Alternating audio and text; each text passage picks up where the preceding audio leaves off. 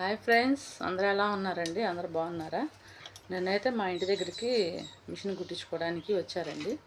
వాళ్ళు అమ్మాయి రాగానే, ఏందమ్మాయి మీ ఊరు ఆమె బాగా వీడియోలు చేస్తుంది కదా, బాగా చేస్తుంది, బాగా ఉంటున్నాయి వీడియోలు, మేము కూడా సబ్స్క్రైబ్ చేసుకున్నాం చూస్తున్నాం అని చెప్పి. చేస్తుంది, అప్పుడప్పుడు చెప్పబెట్టకుండా మమ్మల్ని కూడా తీస్తుంది. నన్నైతే తీయొద్దని చెప్పాను మొన్న నేను అని అంటుంది. ఏమైంది వీడియోలో కనపడితే అంటే, వీడియోలో కనపడితే మనల్ని అందరూ చూస్తూ ఉంటారు. వాళ్ళకి డబ్బులు వస్తాయి, పని బాట లేకుండా తీసుకుంటారు, వాళ్ళకి డబ్బులు వస్తాయి. మనకేం వస్తుంది, మనం ఎందుకు కనపడాలి అని అంటున్నారు.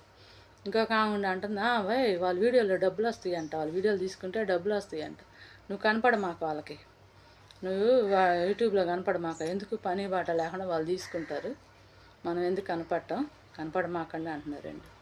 యూట్యూబ్ చేస్తే ఏదో నేరమో ఘోరమో అన్నట్టు, ఎన్నో లక్షల డబ్బులు వస్తున్నట్టు అని చెప్పుకుంటున్నారు జనం. అయితే ఏదో వేడి నీళ్ళకి చల్లనీళ్ళకి తోడని కొద్దిగా అలవాటు అవుతా జనాల్లోకి వెళ్తే ఏదో ఒకటి కొంతలో కొంత ఎంతో కొంత కొంచెం అలవాటు అయినాకైనా వస్తాయి కదా, వస్తే మనం తీస్తాం.